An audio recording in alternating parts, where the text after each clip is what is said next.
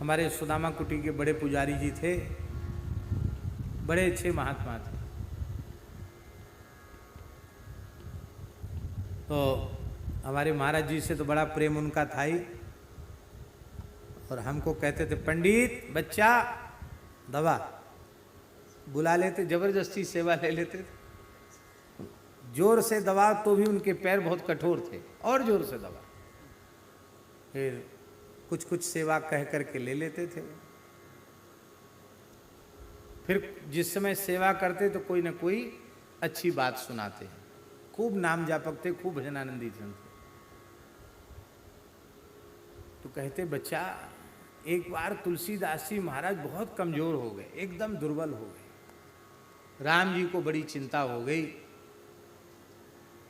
हनुमान जी ने पूछा सरकार आज आप उदास क्यों आ रहे? बोले भाई तुलसीदास मेरा बड़ा प्यारा भगत है, बेचारा महात्मा बहुत कमजोर होता चला जा रहा, बड़ी चिंता है हमको।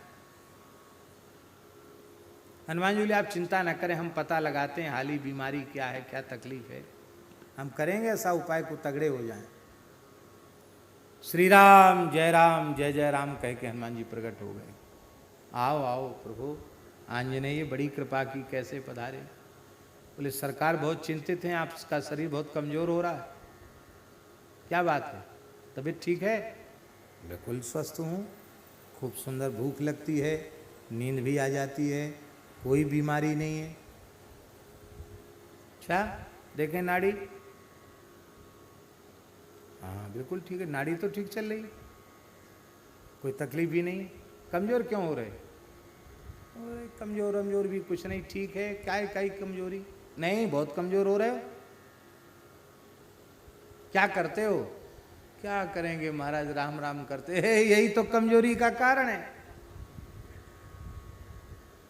अरे पोषण तो माँ देती है ना, माँ को तो याद ही नहीं करते हो, खाली राम राम बाप बाप को याद करते हो।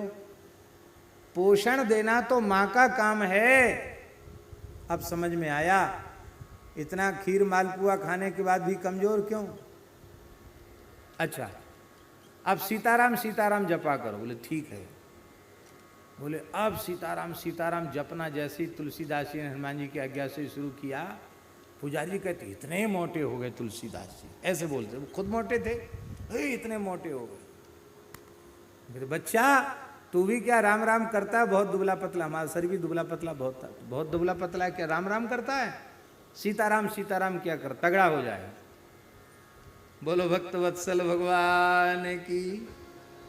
इसलिए कहते हैं कि काम यह नाम द्वय हों कबहू कहत हों, यही काम के कभी दो नाम माने श्री सीताराम श्री सीताराम, ये अर्थ, एक अर्थ तो ये होगा, और दूसरा अर्थ द्वय नाम, दो बार राम राम राम राम, बस राम राम ऐसा कह लेता। अर्थात गुरुजी ने इतना सरल साधन बताया कि केवल राम राम करो, वो भी हमसे ठीक नहीं बन पा रहा है। अब ध्यान दें, इस पद को सुनकर ऐसा मत समझ लेना कि तुलसीदास जी भजन नहीं करते थे। हाँ, गोस्वामी तुलसीदास जी महाराज के जैसा नाम जापक इतिहास में खोजने से अत्यंत कठिनाई से प्राप्त होगा। ऐसे नाम निष्ठ महान संत श्री तुलसीदास जी महाराज। एक पुस्तक हमने पढ़ी, ज्यादा पढ़ने का अवसर तो मिला नहीं, अभी अभी 2-3 दिन में ही उसको मैंने देखा। युग पुरुष तुलसी,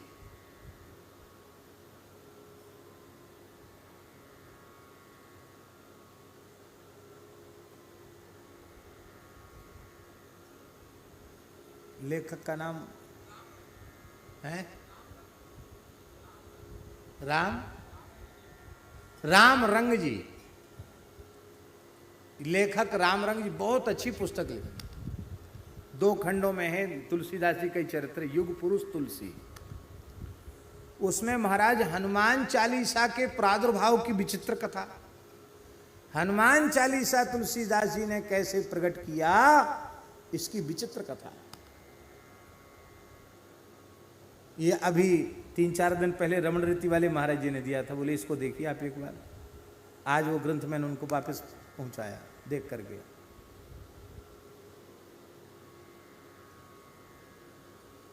इसमें बोले हनुमान चालीसा कैसे प्रकट हुआ, उसकी विचित्र कथा है महाराज जी हैं। हाँ, तो उसमें ये कथा है कि हरिद्वार कुंभ का समय था और हरिद्वार कुंभ के पर्व पर मुगल शासन था। उस समय मुगल काल था, अकबर का शासन था, सम्राट अकबर का काल था। और मुसलमानों ने षड्यंत्र रचा था कि कुंभ के अवसर पर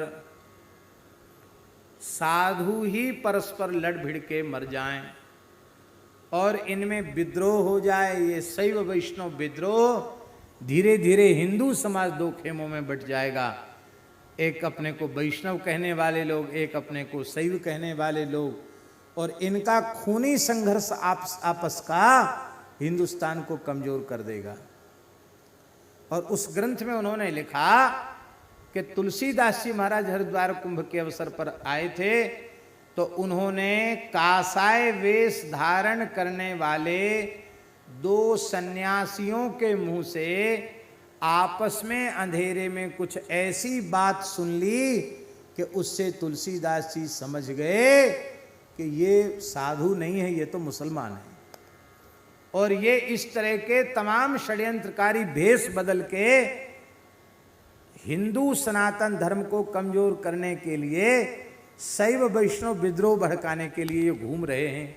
इनकी योजना है खूनी संघर्ष कराने की, तो इसको कैसे भी टलवाना चाहिए। और वो उन्होंने इनको देखा तो वो झगड़े भी से कहाँ घूम रहा है, कैसे काफिर, कुछ ऐसे शब्द कहे, उससे पता चलेगा कि मुसलमान है। उन्होंने आकर के अपनी चिंता को एक अखाड़े में आकर के श्री गुरु नानक देव जी के पुत्र श्री चंद्राचार्य जी के समक्ष एकांत में इस घटना का निवेदन किया। और सब अखाड़े के लोगों की वहाँ बैठक हुई और उन लोगों का भंडाफोड़ हुआ। और उनका षड्यंत्र था, पूरे हिंदू समाज में ये प्रचार किया जा रहा था कि ये साधु महात्मा सब तुम्हारा कुछ नहीं करेंगे, हमारा 41 कोई 41 होता, उनमें 41 बोले 41 का जो मंत्र जब हम पढ़ेंगे तो कौन सी दैवी शक्तियाँ आकर के और तुमको तबाह कर देंगी। तो हिंदू समाज में भय व्याप्त था उनके तांत्रिकों के द्वारा कि ये अनुष्ठान कराने वाले हैं 41 का। तब उस समय सारी सभा हुई, विद्रोह समाप्त हुआ।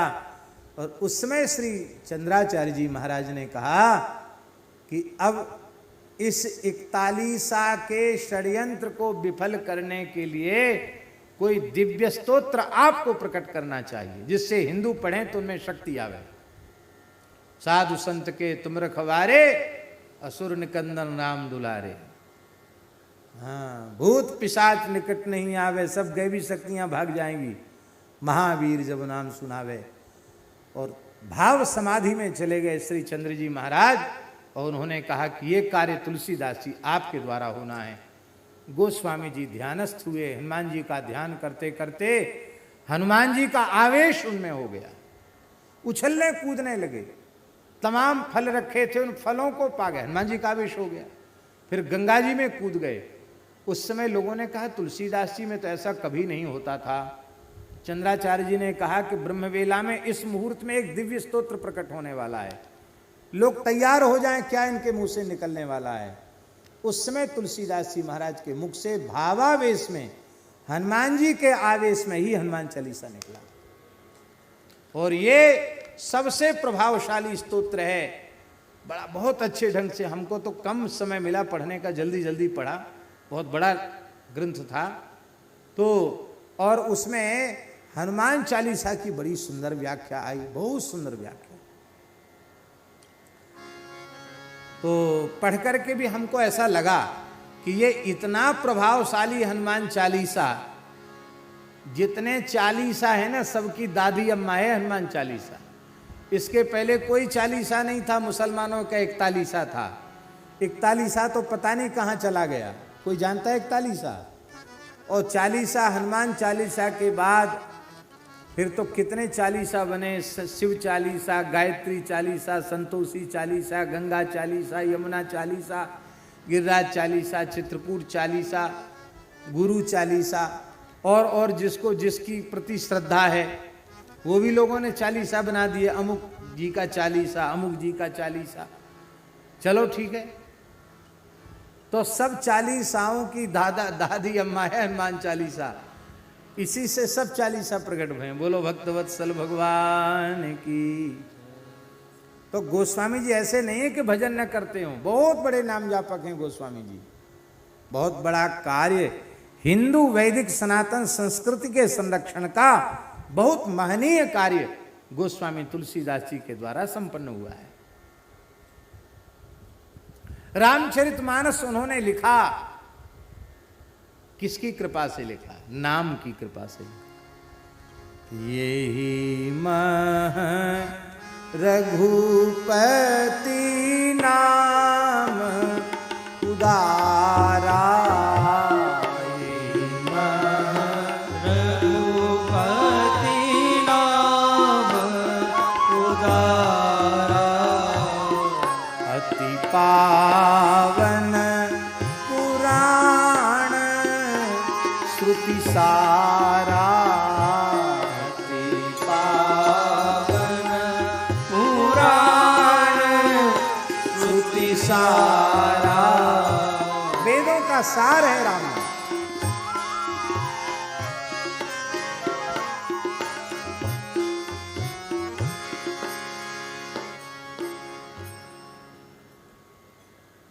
मानस जी की रचना किस काल की है? संवत 1631 करहूं कथा हरिपद्धर सीसा, नौमी भौम बार मधुमासा, अवधपुरी यह चरित प्रकाशा। गोस्वामी जी स्वयं मानस जी में लिख रहे हैं। संवत 1631 में रामचरितमानस प्रकट हुए।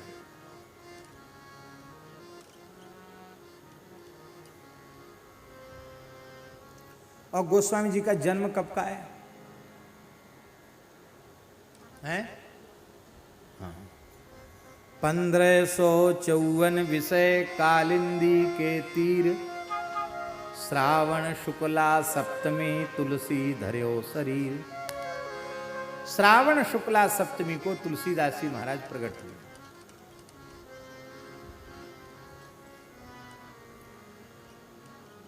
(1554) में। अब 1554 से 1631 के बीच का समय कितना है? हैं? 77 वर्ष है ही है, ठीक है। 77 वर्ष हुआ। 77 वर्ष की आयु में रामचरितमानस लिखा उन्होंने। उसके पहले सारे भारतवर्ष के तीर्थों की 3 बार पैदल यात्रा की, पूरे भारतवर्ष की, हिमालय से कन्याकुमारी तक पूरी धरती की, भारत की 3 बार परिक्रमा की उन्होंने।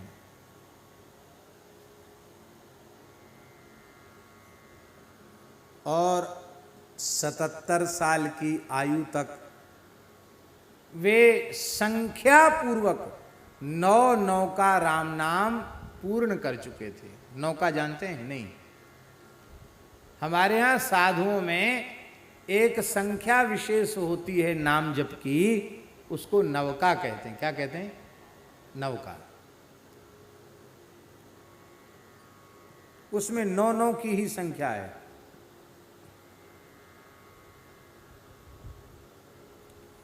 निन्यानवे करोड़,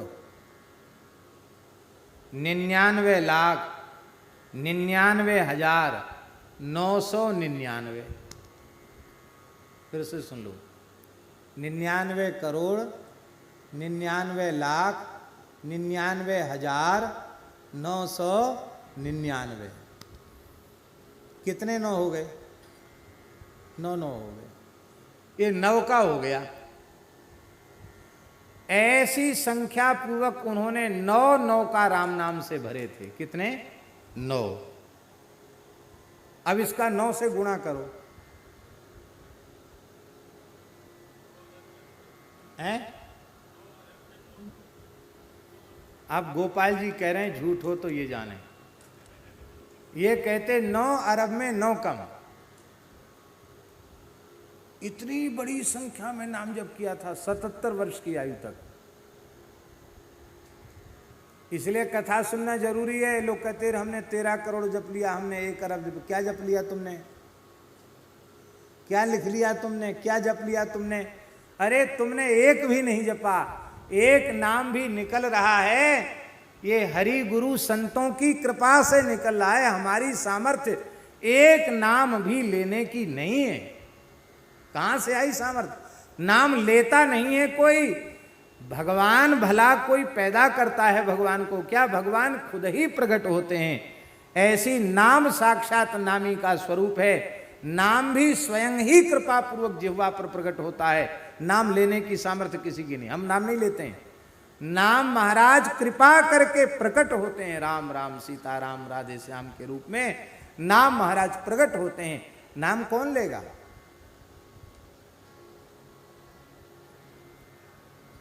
आप लोग कहेंगे इतना जप सकता है कोई?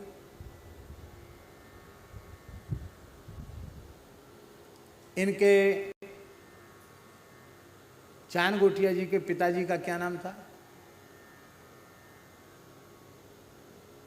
बजरंग लाल जी नाम था। क्या नाम था? क्यों है? क्या? बजरंग दास जी, बजरंग लाल जी। सेठ जी ने उनको कहा था कि तुम नाम जप की संख्या लिखा करो डायरी में। तो जपते तो वो पहले से थे, पर जब से सेठ जी ने कहा तब से उन्होंने लिखना शुरू किया था।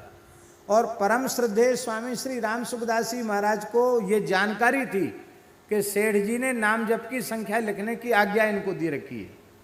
तो जब बजरंग लाल जी का शरीर शांत हो गया तो स्वामी जी पधारे और स्वामी जी ने कहा हम उनके नाम जप संख्या की डायरी देखना चाहते हैं। तो 400 करोड़ और जाने कितने लाख, माने ऐसा समझ लो कि 4 अरब से ऊपर नाम जप थोड़ी समय में उन्होंने जपा था। कितना? 4 अरब से ऊपर। तो एक गृहस्थ वैश्य गीता प्रेस में सेवा करते हुए, संस्था का काम करते हुए 4 अरब नाम जप सकते हैं। मनमानी क्रिया से सत्य बोलते थे वो, सामान्य व्यक्ति नहीं थे। तो भैया फिर तुलसीदास जी महाराज 9 अरब जप लें, इसमें कौन सा आश्चर्य है? चलो आपको आश्चर्य लगेगा। हमारे लिए तो हमारे पूज्य गुरुदेव, उनसे बड़ा प्रामाणिक और कौन होगा? महाराज जी जिनको अपने मित्र भाव से मानते थे और जो महाराज जी को गुरु भाव से मानते थे, ऐसे परम श्रद्धेय चित्रकूट वाले पुजारी जी, पुजारी श्री रामचंद्र दास जी महाराज, मैथिली गली चित्रकूट। ये शायद बात सबको जानकारी में नहीं होगी, लेकिन चित्रकूट में रहकर श्री पुजारी जी ने 7 अरब राम नाम का जप किया था। कितना? तो जिन महात्मा का हमने दर्शन किया, जिन्होंने 7 अरब नाम का जप किया, उन महात्मा का हमने दर्शन किया, तो तुलसीदास जी 9 अरब जप लें तो इसमें कौन सा आश्चर्य है? भैया राम राम जपते जपते जब मध्यमा में उतर आता है नाम, अजपा शुरू हो जाता है और मध्यमा से पश्यंती परा में नाम जब प्रतिष्ठित हो जाता है, तब महाराज रोम रोम से रंकार गूंजता है, हैं? क्या कहें? पर भैया ये राम नाम भी प्रकट तभी होता है जब सदगुरु का अनुग्रह होता है। हमने इस बार श्री रामदास जी महाराज की पूरी वाणी हमने इस बार पढ़ी, आद्योपांत। तो उनकी वाणी में अपने गुरु श्री हरिराम दास जी महाराज के प्रति जो गुरु निष्ठा का भाव है बड़ा अनुपम और अद्भुत है। और वैसे ही उनके शिष्य रामदास जी के शिष्य दयालदास जी महाराज में दयाल जी महाराज में भी अपने गुरु श्री रामदास जी और गुरु के साथ साथ पिता भी हैं, पर पिता के प्रति पूर्ण सद्गुरु का भाव होना ये बहुत ऊंची चीज है, सामान्य चीज नहीं है, अद्भुत। हमारी समझ में ये आया कि इन संतों के भीतर जो कुछ भी प्रकट हुआ यह केवल और केवल इनकी आचार्य निष्ठा का परिणाम। नाम जिनकी कृपा से मिला है, यदि उनके प्रति आपकी पूर्ण निष्ठा हो गई तो नाम की सहज कृपा आपको प्राप्त हो जाएगी। और उनके प्रति आपने 3 2 5 किया तो जय सिया राम, फिर तो खाली चर्चा ही करते रहो, फिर कुछ नहीं होगा।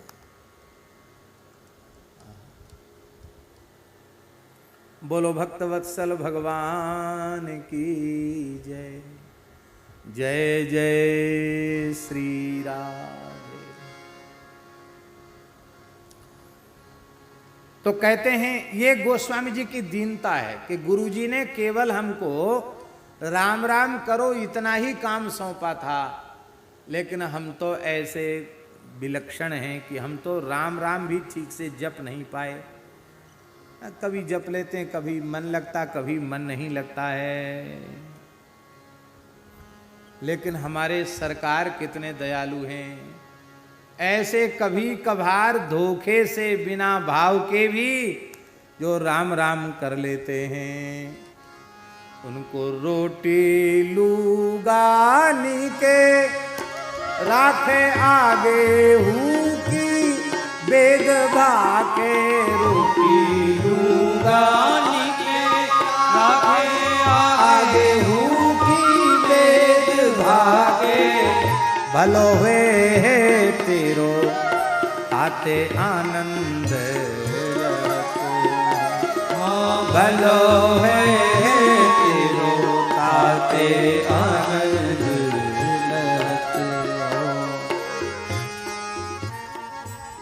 ठीक से भजन भी नहीं कर पाया मैं, लेकिन रोटी लूगा नीके राखे।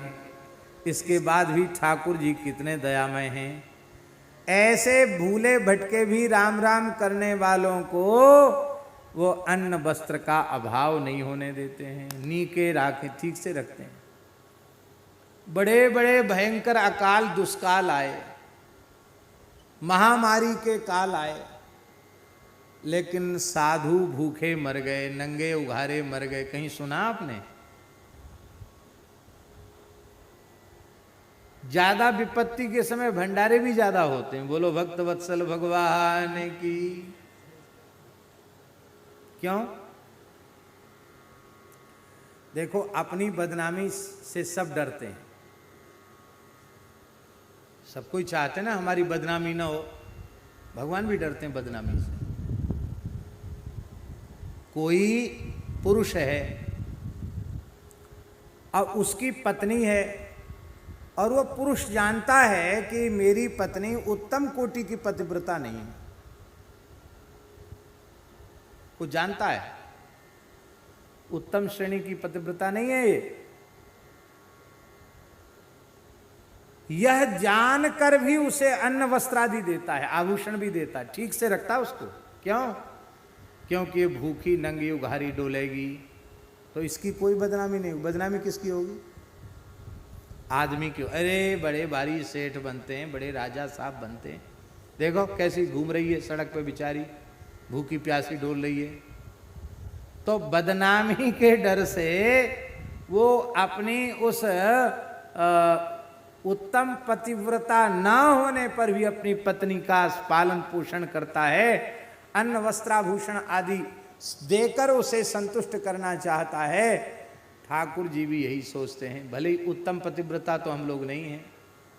उत्तम पतिव्रता क्यों नहीं है? क्योंकि जैसा 16 आना मन राम कृष्ण के चरणों में लगना चाहिए वैसे तो लगा नहीं। रुपया में, कपड़ा में, इधर में, उधर में, रूप में, रस में, गंध में, शब्द में, स्पर्श में, यानी कहाँ कहाँ मन दौड़ रहा है। इसके बाद भी ठाकुर जी जितना खा नहीं सकते उतना अन्न दे रहे हैं, जितना पहन नहीं सकते उतना वस्त्र दे रहे हैं। किस चीज का अभाव कर रखा है उन्होंने? किस अभाव तो महाराज जी प्रकृति में है, भगवान में अभाव कहां से आया? भगवान में जो स्थित हो गया उसके सारे अभाव खत्म हो गए। श्री संपूर्णानंद जी महाराज कहते थे कि देखो राम जी से संबंध जोड़ने का फायदा बताऊं। संपूर्णानंद जी कहते तुम लोगों से पूछो, कहेंगे हमारे इतने प्लॉट हैं, इतने बीघा जमीन है, इतना एकड़ जमीन है, तो आपका सीमित से संबंध है तो आप कहेंगे इतना ये परिवार है, मेरे इतने बच्चे हैं, ये है, वो है, इतना मकान है, इतना हमारा क्या कहते हैं कारखाने हैं, फैक्ट्री है, इतनी हमारी गाड़ी है, कहेंगे आप कि नहीं कहेंगे? तो जितने सीमित से संबंध आपने जोड़ लिया तो वो सीमित आपका हो गया। और कहते हमने सीमित से संबंध तोड़ दिया, असीमित से संबंध जोड़ लिया, तो अब क्या हो गया? बोले हम राम जी के हैं, राम जी हमारे हैं, और सारी धरती आकाश सूर्य चंद्र पवन सब राम जी के हैं, इसलिए सब धरती हमारी है। क्योंकि राम जी मारो बापा छे और हूँ राम जी नो दीकरो छूं अने बधाए वस्तु मारी छे, ऐसा गुजराती में बोलते थे। बोले ये सब चीज मेरी है, क्योंकि राम जी मेरे बाप हैं, मैं राम जी का बेटा। कहते धरती की महंगी से महंगी गाड़ी हमारी है। क्यों? लोग महंगी से महंगी गाड़ी में बिठा के ले जाते हैं, हमारी नहीं होते तो हम क्यों बैठते? जितने परिवार हैं सब हमारे हैं, क्यों? हमारे राम जी के हैं। जितने मकान हैं सब हमारे, जितनी दुकान सब हमारी। तुम लोगों के इतने इतने, हमारा इतना है। देखो क्यों? क्योंकि हमारा धरती पर अपना कहलाने के लिए 1 इंच भूमि भी हमारी नहीं है, 1 रुपया भी हमारा नहीं है, 1 तिनका भी, धागे का तिनका भी हमारा नहीं है। हमारे केवल और केवल राम जी हैं, और सब कुछ राम जी का है, इसलिए जो कुछ है सब हमारा है, राम जी के नाते हमारा है। उदार चरिता नाम तो वसुधैव कुटुंबकम। अन्न वस्त्र का अभाव ठाकुर जी नहीं होने देते। भोजनाच्छादने चिंताम विथा कुर्वन्तु वैष्णवाः योसौ विश्वम्भरो देवः स भक्तान् किमुपेक्षते। भगवान विश्वम्भर हैं, वो अपने भक्तों की कभी उपेक्षा नहीं कर सकते। और कहते हैं भलो हुए है तेरो, तेरा भला हो जाएगा, इसमें भी कोई संदेह नहीं है। क्योंकि आग ताते आनंद लहत हूँ, इसलिए मैं आनंद को प्राप्त कर रहा हूँ। क्योंकि लूगा रोटी नीके राखे, आगे हु की वेद भाखे। आगे तुम्हारे कल्याण का ठेका भगवान वेद ले रहे हैं। राम नाम जपा देव मुक्तिर भवती, ये पंक्ति सामवेद की है, जब से ही मुक्ति हो जाएगी। इसलिए मैं आनंद में रहता हूं। और कहते हैं कि हमने तो अनुभव कर लिया है, अनन्यास चिंतयन्तो माम ये जना पर्युपासते तेषां नित्याभियुक्तानां योगक्षेमं वहाम्यहम्। यद्यपि मैं कर्म बंधन में जकड़ा हुआ था, बांधे हो कर्म जड़, ये राम नाम लेने के पूर्व हमारी दशा थी, लेकिन राम नाम जपते जपते कर्म बंधन भी अब समाप्त हो गया है, कट गया है। और अहंकार भी अब भगवत कृपा से समाप्त हो गया है। बांधो हो कर्म जड़, गर्भ गूढ़ निगड़, सुनत दुसह हो तो सांसति सहत हो। हे भगवान, आप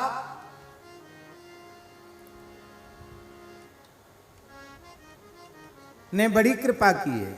आपने सद्गुरु रूप से पधार करके अपना नाम प्रदान करके मेरे जैसे अनाथ के अनाथत्व को दूर कर दिया।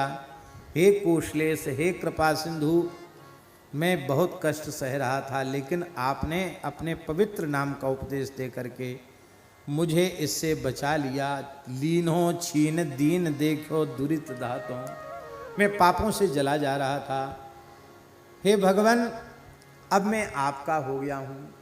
अब जब आपका हो गया हूँ तो अब मेरी लाज भी आपको ही रखनी है, क्योंकि मेरो को नाही, मेरो को कहूँ नाही चरण गहत हूँ। मैं आपके चरणों को छू करके, आपके चरणों की शपथ लेकर कह रहा हूँ कि इस पूरे विराट ब्रह्मांड में, मेरे जीवन में आपके अतिरिक्त मेरा कहलाने के लिए कोई दूसरा है ही नहीं। ये सबसे ऊंची बात है।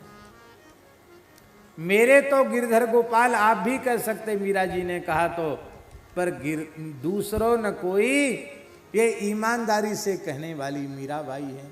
यही बात तुलसीदास, मैंने राम जी आपके चरणों की शपथ लेकर कहता हूँ, दूसरे के लिए भले ही कोई दूसरा कुछ भी हो, पर मेरे लिए तो आपके चरणों के अलावा और कोई दूसरा नहीं है।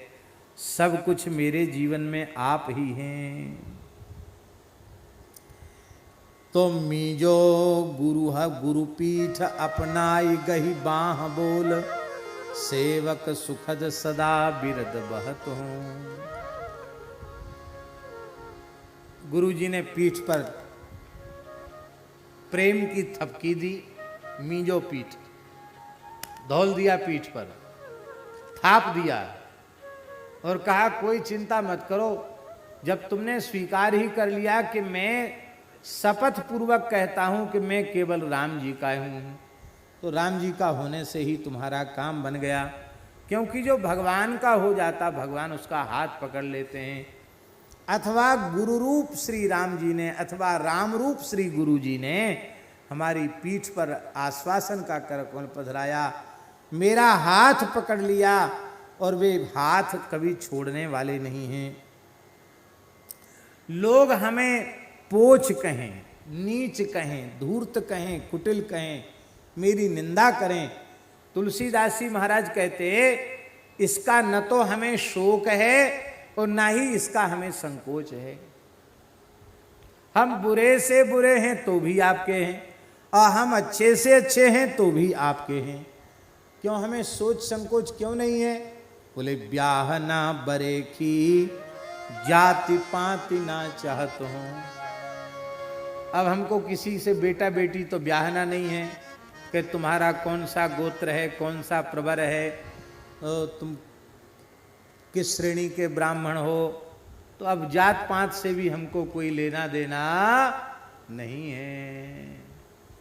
ब्याहना बरेखी जाति पाति न चाहत हूं। जब हम किसी के माने लौकिक कोई व्यवहार हमें करना ही नहीं है, तो जाति पाति से हमको लेना देना क्या है? अब ये जाति पाति वाली बात भी बड़े विस्तार से कहने योग्य है, आज समय नहीं है, इसलिए हम उसको नहीं कहना चाह रहे हैं, पर संकेत में तो हम कहना ही चाहेंगे। जाति शब्द का संस्कृत अर्थ है जन्मना या प्राप्यते सा जाति ही। जो जन्म से ही प्राप्त हो जाए उसको जाति कहते हैं। जाति शब्द संस्कृत का है, और संस्कृत में प्रत्येक शब्द का अर्थ, कौन उसकी प्रकृति है, कौन उसका प्रत्यय है, तो जाति शब्द का अर्थ यही है। वर्ण व्यवस्था वैदिक सनातन व्यवस्था है, उसका कहीं निषेध नहीं है, पर जो हम विशेष बात कह रहे हैं वो ये है कि किसी ने उत्तम से उत्तम वर्ण में जन्म लिया हो और उत्तमता के कोई आचरण उसके जीवन में न हो। जो नहीं खाना चाहिए वो खा रहा है, जो नहीं पीना चाहिए जो पी रहा है, जो नहीं करना चाहिए वो कर रहा है, जहां नहीं जाना चाहिए वो वहां जा रहा है, जो नहीं सोचना चाहिए वो सोच रहा है, एकदम स्वेच्छाचारी उटपटांग आचरण कर रहा है। तो भले ही चाहे जितने उच्च कुल में जन्म ले ले, वो उच्च कुल का जन्म उसके क्या काम आएगा। और भले ही किसी ने निम्न से निम्न कुल में जन्म लिया हो, पर ईमानदारी से भगवत शरणागति स्वीकार करके हरिनाम का जप करने लग जाए तो महाराज क्या कहना। यवन कुल में पालित पोषित नामाचार्य श्री हरिदास ठाकुर, क्या सम्मान था उनका। भक्तराज प्रहलाद जी कहते हैं, विप्राद विशद गुणयुता दरविंद नाभ पादार बिंद विमुखात स्वपचम वरिष्ठम। हमारा गढ़ा हुआ श्लोक नहीं है, भागवत जी का श्लोक है। प्रहलाद जी कह रहे हैं 12 गुणों से अलंकृत ब्राह्मण यदि भगवान की भक्ति से विमुख है तो उस विमुख ब्राह्मण की अपेक्षा वह शरणागत चांडाल स्वपच श्रेष्ठ है, जिसने मन वाणी क्रिया से भगवान के चरणों में अपना समर्पण कर दिया, वो श्रेष्ठ है। क्योंकि भगवत शरणागति के बल से, भजन के बल से वह स्वपच स्वयं भी पार उतर जाएगा, अपने पितरों को पार उतार देगा, अपने कुल खानदान को भी पार उतार देगा। व्यक्ति ऊंच नीच नहीं है, उच्च से उच्च व्यक्ति भी भजन नहीं करता तो वो नीच है।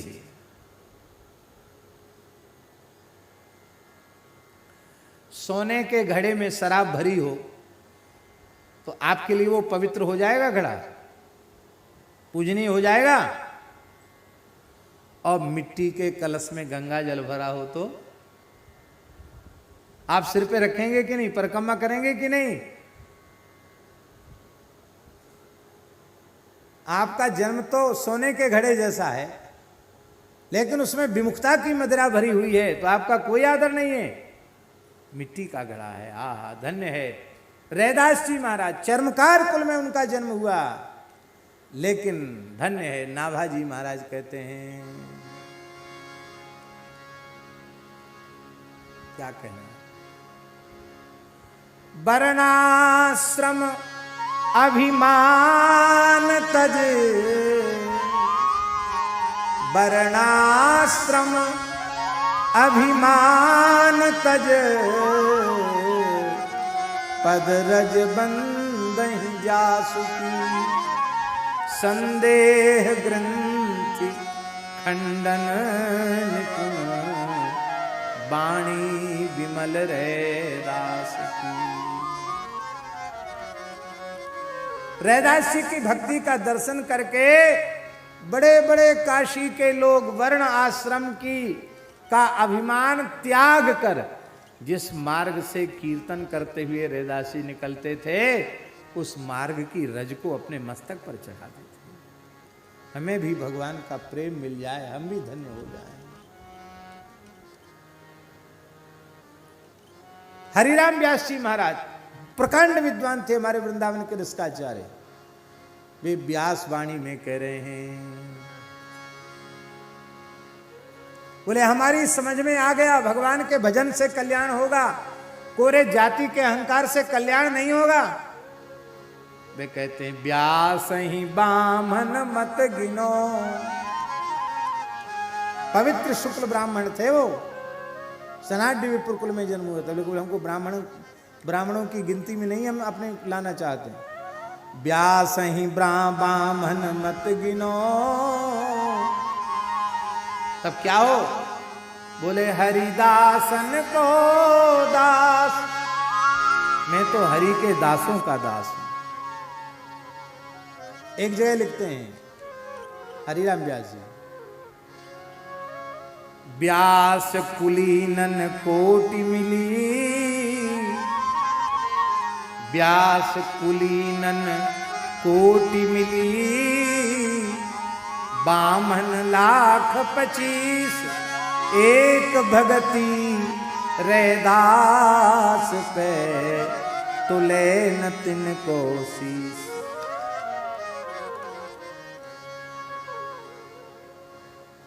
भगवान की भक्ति की कैसी महिमा है। भगवान के वाहन, भगवान के पार्षद गरुड़ जी, जिनके पंखों से वेद की ऋचाएं प्रकट होती हैं। हम लोग गरुड़ घंटी इसलिए तो बजाते हैं कि वेद मंत्र उनकी घंटा नाद से प्रकट हो जाते हैं। और वे गरुड़ जी महाराज किसके चरणों में बैठकर कथा सुन रहे हैं? कागभूषुंडी जी के चरणों में बैठकर कथा सुन। कहाँ पक्षीराज और कहाँ चांडाल पक्षी हैं? लेकिन पुनि पुनि काग चरण सिरुनावा है, पुनि पुनि। तुलसीदास जी और कुछ भी तो लिख सकते थे, ये लिख सकते थे बार बार भुसुंड सिर नावा, ये लिख सकते थे नहीं। पुनि पुनि काग चरण सिर नावा, कौवे के चरणों में गरुड़ जी ने बार बार प्रणाम किया। माने वो यह कहना चाहते हैं, ये है भक्ति की महिमा। एक कौवा को भक्ति मिल गई तो पक्षीराज गरुड़ भी चरणों में बार बार प्रणाम करते हैं, ये है भक्ति की महिमा। इसलिए गोस्वामी जी कहते ब्याह ना बरे की, हमको किसी से बेटा बेटी तो ब्याहना नहीं है, तो हमको कोई कुछ कहे कोई कुछ कहे, कहने वाले कहते रहें, हमें तो बस राम राम करना है। तुलसी अकाज काज, तुलसी अकाज काज, राम ही के रिझे खीझे, तुलसी काज राज, राम ही के प्रीत के प्रतीति मन मुदित रहत हो, की प्रतीति मन मुदित रहत हो, राम को गुलाम नाम राम, बोला राखो राम राम को गुलाम राम राम, बोला राखो राम। कहते हमारी समझ में आ गया कि हमारा बनना बिगड़ना हे रघुनाथ जी आपके रीझने खींचने में ही है। जब हमारी समझ में आ गया कि आपके रीझने से हमारा बनेगा, आपके खींचने से हमारा बिगड़ेगा, तो हम आप तो भगवान हम संसार से संबंध रखेंगे ही क्यों, फिर आपको ही राजी करके रखेंगे। और आप राजी कैसे रहेंगे, बस राम राम करने से ही आप राजी रहेंगे। हे भगवान, आप मेरे जैसे के ऊपर भी इतनी कृपा करुणा की वर्षा कर रहे हैं, आपकी कृपा करुणा का विचार करके मैं निरंतर आनंद का अनुभव कर रहा हूं।